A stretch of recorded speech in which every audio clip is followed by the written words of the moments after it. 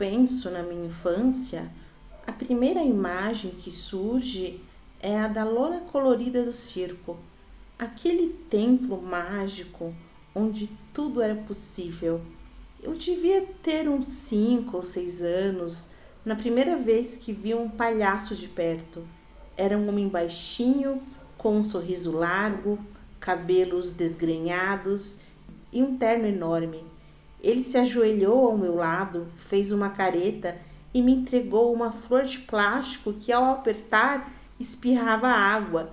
Minha mãe ficou horrorizada com a minha roupa molhada, mas eu gargalhei como nunca. O circo tinha esse efeito sobre mim. Fazia o mundo parecer um lugar mais leve e divertido. Os trapezistas, malabaristas, os animais adestrados, as músicas engraçadas, as palhaçadas, tudo isso me encantava profundamente. Lembro-me de como eu não conseguia tirar os olhos do picadeiro, como se uma força invisível me puxasse para aquele mundo. Eu imaginava que um dia seria eu ali no meio, fazendo as pessoas rirem e segurarem o fôlego ao mesmo tempo. Naqueles primeiros anos, eu passava horas no quintal, improvisando um picadeiro só meu. Arrastava uma corda de um lado ao outro e tentava caminhar sobre ela como uma verdadeira equilibrista. Claro que sempre caía, mas me levantava e tentava de novo, como se cada queda fosse um pequeno passo rumo à perfeição. Minha mãe ria e dizia que eu era a criança mais teimosa que ela já tinha visto. Eu, com minha determinação infantil, respondia que um dia ela veria que eu seria a melhor trapezista do mundo. Meu pai, no entanto, tinha outros planos para mim. Lembro até hoje do dia em que meu pai me pegou brincando de circo no quintal. Ele me observou por alguns minutos com aquele olhar sério que ele sempre tinha, até que resolveu intervir. Chamou-me para dentro e, sentado na mesa da sala de jantar, começou a me explicar o que era responsabilidade. Eu era muito pequena para entender tudo o que ele dizia, mas eu entendi o essencial. O circo, aos olhos dele, era apenas uma brincadeira. Filha, quando você crescer, vai entender que a vida não é um picadeiro. Ele disse com um tom que deixava claro que não era uma sugestão, mas uma ordem. A vida é feita de escolhas sérias, de responsabilidades. Você quer ser uma mulher respeitada, não uma palhaça. Aquela palavra me feriu mais do que qualquer outra coisa. Eu não queria ser só uma palhaça. Eu queria ser alguém que trazia alegria e magia para a vida das pessoas. Mas, aos olhos do meu pai, isso não tinha valor algum. Ele começou a falar sobre a profissão dele, sobre o prestígio de ser advogado, de como ele ajudava as pessoas e era respeitado por isso. Aos poucos ele foi plantando a ideia de que o único caminho possível para mim era seguir os passos dele, manter o legado da família.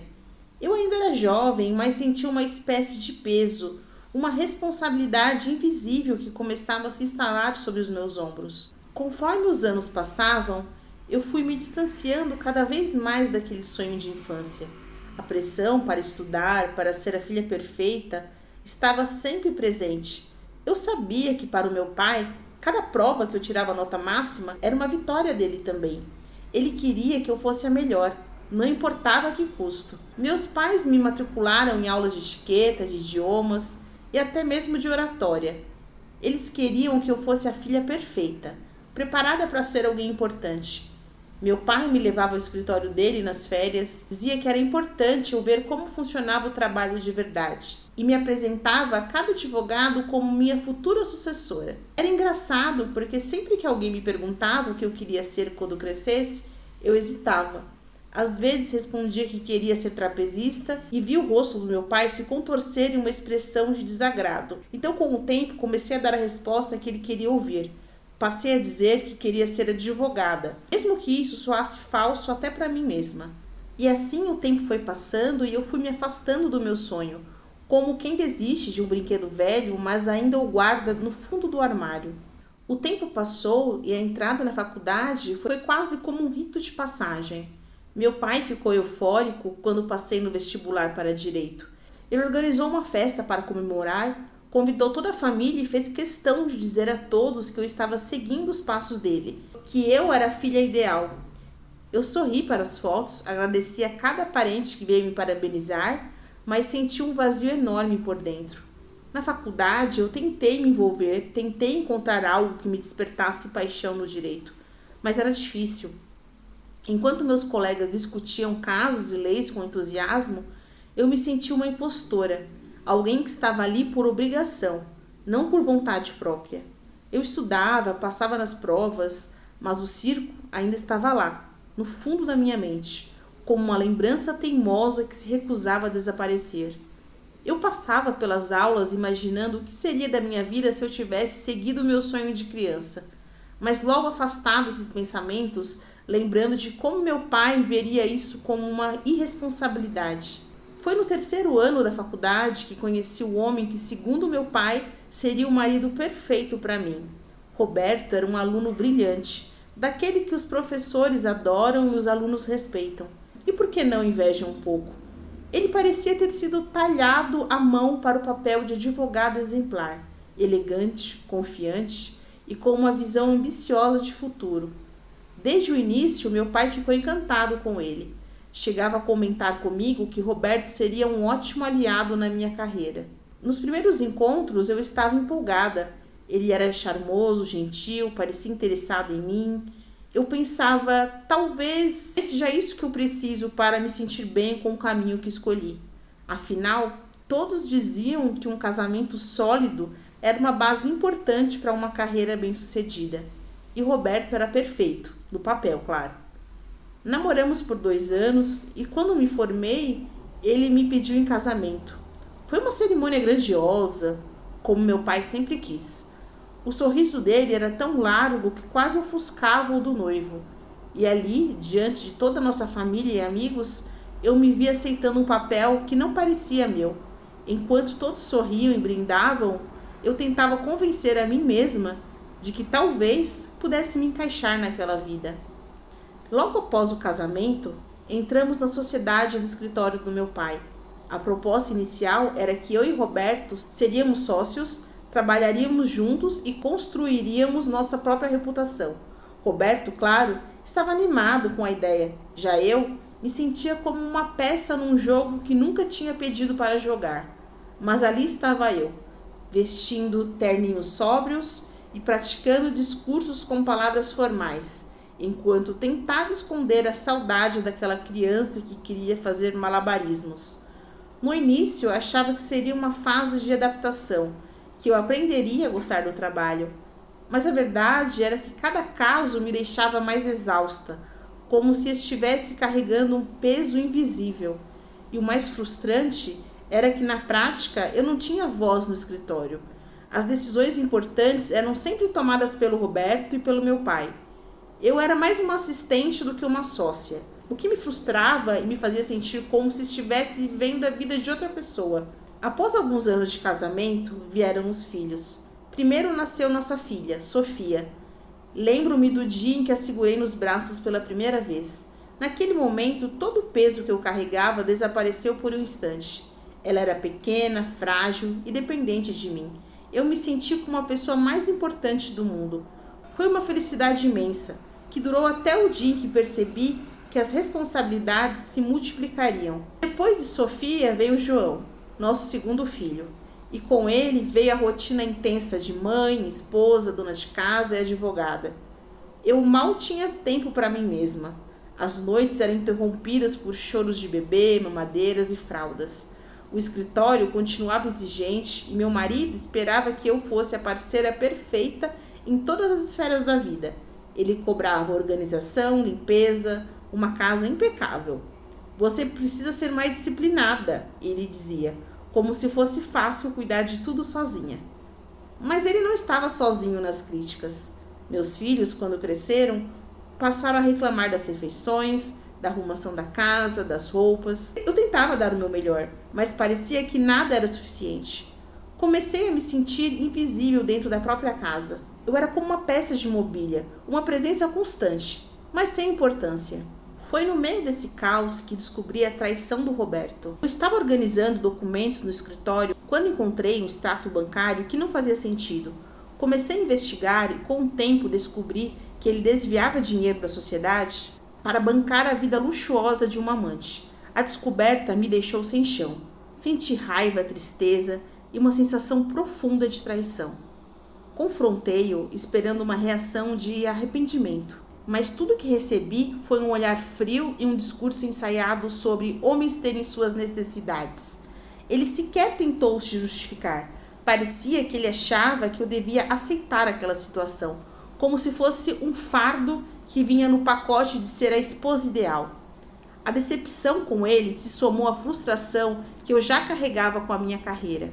Eu sentia que estava vivendo uma vida que nunca escolhi, que estava presa em uma narrativa que outra pessoa escreveu para mim. Foi uma dessas noites solitárias, depois de uma briga com o Roberto, que resolvi dar uma volta pela cidade. Andei sem rumo, tentando clarear os pensamentos, e então algo me chamou a atenção.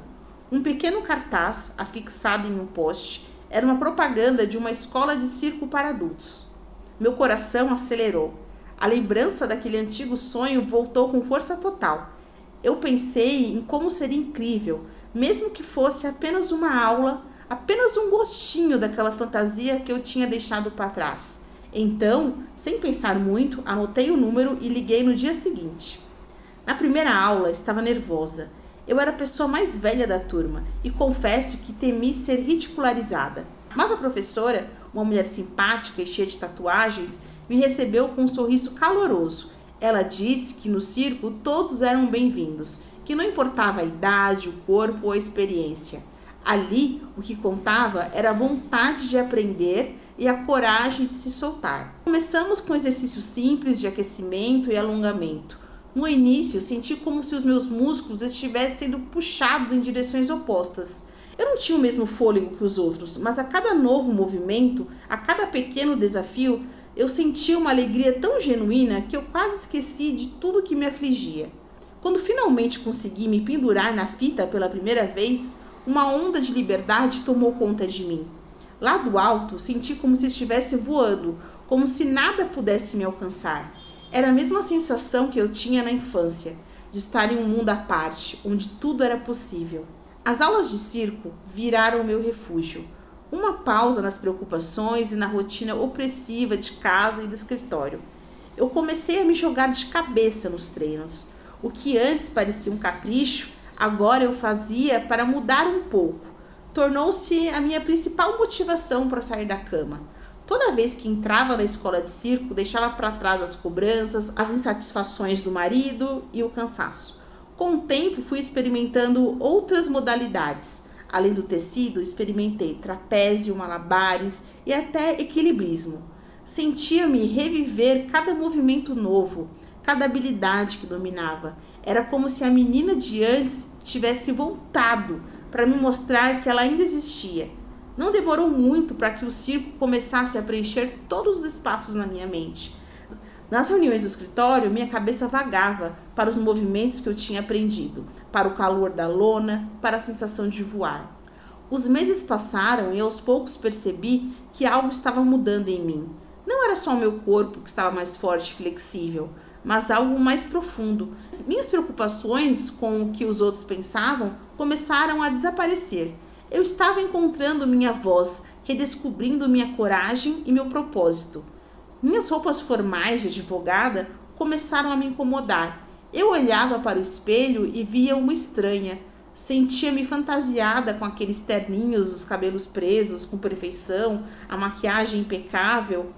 O que eu queria era me ver com roupas coloridas, com os pés descalços, o cabelo ao vento. Não era só uma questão de aparência, era uma questão de identidade. Eu queria ser eu mesma, sem medo ou vergonha. Naturalmente, Roberto começou a perceber essa transformação. Ele não entendia porque eu chegava em casa tão tarde ou porque de repente eu parecia mais feliz em sair para minhas aulas de alongamento, como ele achava que eram. Um dia ele me confrontou exigindo saber o que estava acontecendo. Confesso que naquele momento eu senti uma mistura de pavor e alívio. Eu tinha escondido o circo por medo de julgamento. Mas ao olhar para ele, eu percebi que estava cansada de esconder algo que me fazia tão bem. Com coragem, que eu nem sabia que tinha, eu expliquei tudo. Contei que estava fazendo aulas de circo, que era algo que sempre quis desde criança, e mais do que isso, que eu estava pensando em me dedicar a isso de verdade. Ele me olhou incrédulo. Você quer ser o quê? Uma palhaça? Uma acrobata? Você tem ideia de como isso soa ridículo? Roberto começou a rir, mas eu não recuei. Expliquei que o circo era algo que sempre me fascinou, que fazia parte de quem eu era. Ele não entendia. Para ele era um retrocesso, um absurdo que uma mulher séria largasse tudo para se tornar artista. Foi nessa noite que eu percebi o abismo que existia entre nós. Aquilo que para mim era um sonho, para ele era uma piada. E ainda assim, eu não senti raiva dele. Na verdade, senti pena. Pena de alguém que jamais entenderia o que era encontrar algo que realmente traz alegria. Ele só sabia viver para ser admirado, mas nunca tinha se permitido viver de verdade. Na escola de circo, não eram apenas os treinos que me faziam bem. Conheci pessoas de todas as idades, cada uma com sua história única. Alguns eram jovens, cheios de sonhos, outros eram mais velhos que eu, mas todos estavam ali porque amavam aquele mundo. Fiz amizades verdadeiras, pessoas que me inspiravam, que me encorajavam e principalmente que me respeitavam por quem eu era. Minha professora Renata era uma dessas pessoas. Ela tinha uma trajetória parecida com a minha, mas ao contrário de mim, ela tinha seguido o sonho desde cedo. Em uma conversa depois do treino, ela me disse: a idade, o passado, nada disso importa aqui. No circo, o que vale é o presente, é quem você quer ser agora. Essas palavras ficaram comigo. Eu já estava cansada de viver para o passado e para as expectativas alheias.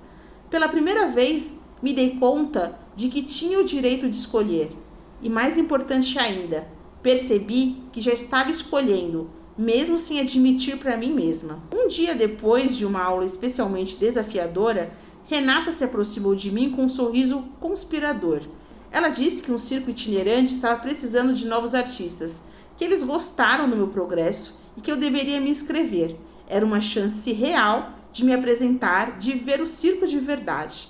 Meu coração bateu forte. Eu sabia que aquela era a minha oportunidade de ouro, mas ao mesmo tempo sabia que seria uma decisão que mudaria tudo. Era arriscado, mas o pensamento de voltar para a rotina insuportável me apavorava muito mais. Eu estava pronta para me libertar, para viver a vida que sempre sonhei. Passei dias ponderando e ensaiando discurso para o meu marido, imaginando como explicaria para os filhos, para o escritório, para todos aqueles que me viam como uma advogada perfeita e mãe dedicada. Decidiria fazer isso sem hesitar. Cheguei em casa naquela noite determinada. Roberto estava no escritório, revisando papéis do trabalho, enquanto eu caminhava com passos firmes. Expliquei que estava saindo da sociedade, que eu queria viver meu sonho, que estava cansada de fingir ser alguém que eu não era. Ele ficou furioso, dizendo que eu estava sendo egoísta e irresponsável, que eu estava jogando fora tudo pelo que havíamos trabalhado. Mas pela primeira vez, eu não senti culpa. Pela primeira vez, eu sabia que merecia ser feliz. Eu disse que merecia viver a vida que eu sempre sonhei e que já não aguentava a rotina que ele e meu pai me puseram por tantos anos.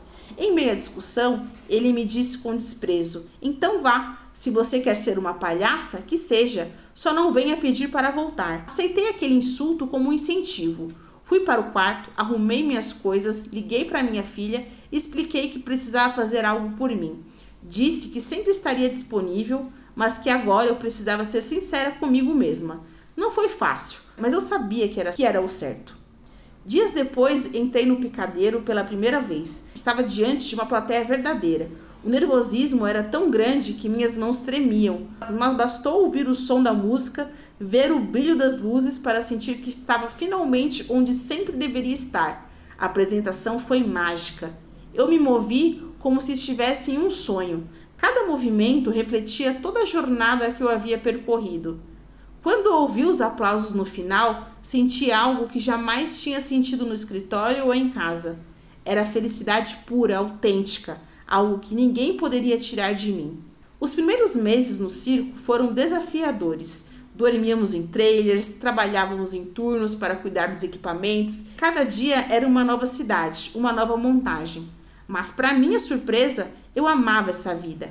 Adorava a simplicidade, a camaradagem e a sensação de estar constantemente em movimento. Meus colegas de circo eram uma mistura fascinante de pessoas. Cada um com uma história de vida única, mas todos unidos pela mesma paixão. Tínhamos acrobatas, palhaços, mágicos e músicos, e todos se tornaram minha nova família. Eles me acolheram sem reservas, sem julgamentos, e eu finalmente me senti em casa. Nos dias de apresentação, a energia no picadeiro era mágica.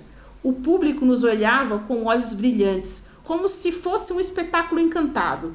Eu sabia que cada movimento, cada acrobacia, cada sorriso era um resultado de um trabalho árduo, mas também de uma escolha autêntica e livre. Essa sensação de ser completamente dona de mim mesma era algo que eu jamais havia experimentado. Não demorou muito para que os meus filhos e o meu ex-marido descobrissem minha nova vida. Eles ficaram chocados ao saber que eu estava realmente trabalhando em um circo, viajando de cidade em cidade. Minha filha veio me visitar em uma das apresentações e, ao me ver no picadeiro, parecia dividida entre orgulho e surpresa. Ela me confessou que nunca tinha imaginado me ver assim, que sempre me enxergou apenas como uma mãe advogada e esposa dedicada. Contei a ela que sempre fui muito mais do que isso, mas que precisei de coragem para me libertar das expectativas.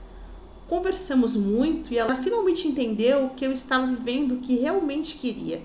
Ela viu o brilho nos meus olhos e, ao final daquela noite, disse que me apoiava, mesmo que nunca tivesse imaginado essa versão de mim. Com meu ex-marido, a história foi diferente. Ele me procurou algumas vezes, indignado e perplexo, dizendo que eu havia destruído nossa família e desmoralizado nossa reputação. Eu escutava, mas não me deixava abalar. Eu sabia que, ao longo de tantos anos, eu havia me sacrificado, vivido por eles, mas agora era minha vez.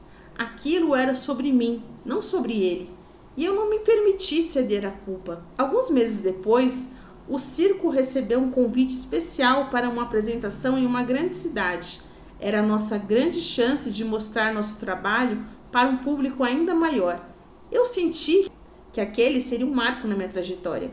Naquela noite, o público estava lotado e as luzes eram ainda mais intensas. Minhas mãos estavam suadas de nervosismo, mas quando a música começou, todo o medo desapareceu. Fiz minha apresentação com todo o coração. Cada movimento parecia contar uma parte da minha história, e ao final, ouvi os aplausos mais fortes que já havia recebido. Eu soube naquele instante que finalmente havia encontrado o meu lugar no mundo. Após a apresentação, fui cercada pelos colegas de circo e pelo público, que me abraçavam e me parabenizavam. Senti-me como uma artista, uma verdadeira acrobata, e o orgulho que sentia era inédito. Aquela mulher que sonhava com o circo havia finalmente se tornado real. Conforme o tempo passava, eu percebi que a minha história estava inspirando outras pessoas. O circo começou a receber visitantes que queriam saber mais sobre mim, sobre como eu havia deixado uma vida aparentemente perfeita para buscar o que realmente me fazia feliz. Muitos desses visitantes eram mulheres como eu, presas em vidas que não haviam escolhido, desejando ter a mesma coragem de mudar. Eu me tornei uma espécie de mentora para elas, incentivando-as a encontrarem seus próprios caminhos. Algumas começaram a fazer aulas de dança, outras voltaram a estudar, e cada uma delas encontrava algo especial para se dedicar. Era como se minha libertação tivesse um efeito em cadeia, espalhando coragem e esperança. Anos depois, eu ainda estava no circo, com a mesma paixão e alegria. Meus filhos agora entendiam minha escolha e até me apoiavam, aparecendo em algumas apresentações. Minha neta, que havia sido deixada para eu cuidar, também estava ao meu lado. Ela cresceu vendo uma avó feliz, livre, uma mulher que teve a coragem de ser quem sempre quis. Em vez de aprender a se conformar, ela aprendeu a sonhar. O circo era mais do que o meu trabalho, era minha casa, meu lar, meu propósito. A mulher que um dia usava terninhos e atendia clientes sem alma havia se transformado completamente. Agora eu vivia cercada de cores, alegria e gente verdadeira. Eu sabia que muitos ainda me julgavam, que achavam minha decisão louca ou impensada, mas toda vez que me pendurava no tecido e olhava para o céu, Sorria para mim mesma e pensava: estou exatamente onde deveria estar. E essa foi a minha história. Oiê, pessoal, tudo bem? Nessa história, nossa amiga, apesar de todas as pressões e expectativas, reencontrou seu caminho. Ela não só seguiu seu sonho, mas inspirou outros a fazerem o mesmo. Em cada apresentação, ela continuava a ser um exemplo de coragem, mostrando que nunca é tarde para ser quem se quer ser. Agora, olhando para trás, ela sabia que todas as escolhas, todos os riscos e até as críticas valeram a pena. Porque no fim, viver uma vida verdadeira era a maior vitória que ela poderia ter alcançado. E assim, encerramos a jornada dessa mulher corajosa que escolheu a si mesma acima de tudo. Que você também encontre inspiração para seguir seus sonhos, seja qual for o seu caminho. Deixa aí nos comentários a sua opinião sobre a história. Aproveita e dá o joinha. E se não for inscrito, por favor se inscreva. Até o próximo vídeo. Beijo, beijo. Tchau, tchau.